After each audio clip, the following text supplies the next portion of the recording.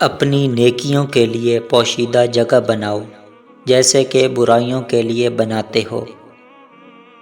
دشمن کو نیک مشورے سے شکست دو اور دوست کو خلوص کی تواضع سے اپنا گرویدہ بناؤ۔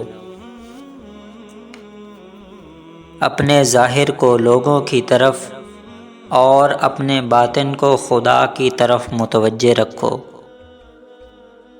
جس دل میں غم نہ ہو وہ بگڑ جائے گا، جیسا کہ گھر اگر اس میں رہائش نہ ہو تو بگڑ جاتا ہے۔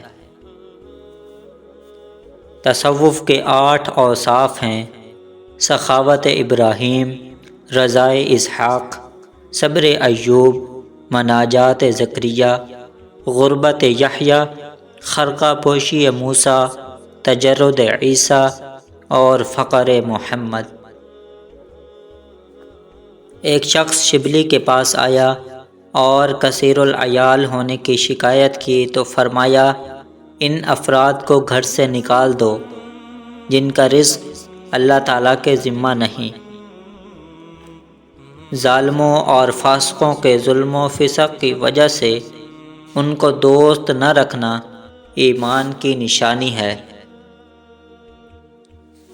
اعلانیہ گناہ پوشیدہ کی نسبت زیادہ سخت اور اظہار گناہ دوسرا گناہ ہے،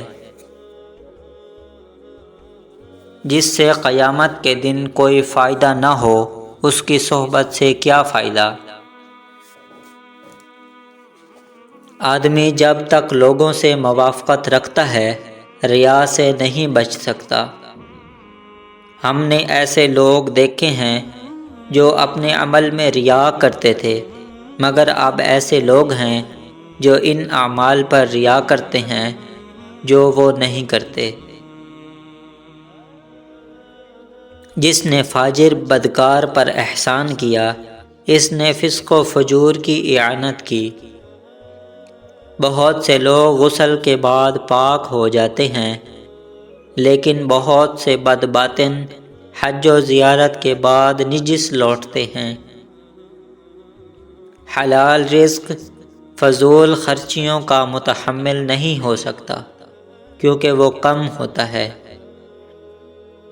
یہ خواہش رکھنا کہ لوگ مجھے بہتر سمجھیں محض حب دنیا کا مظہر ہے۔ عاقل وہ نہیں جو خیر اور شر کو پہچانے، بلکہ عاقل وہ ہے جو خیر پر عمل کرے اور شر سے اجتناب کرے۔ جو شخص ناراض ہو جانے پر راز ظاہر کر دے وہ کمینہ ہے۔ تم فاجروں اور بازاریوں کے ظاہری لباس نہ دیکھو، کیونکہ ان کے اندر پھاڑنے والے بھیڑیے ہوتے ہیں۔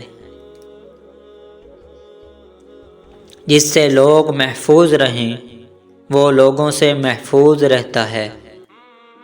جھوٹا وہ شخص ہے جو عورتوں کو اپنے پاس بٹھائے اور یہ کہے کہ مجھے ان سے رغبت نہیں۔ تو دوستو، یہ تھے چند اقوال زریں۔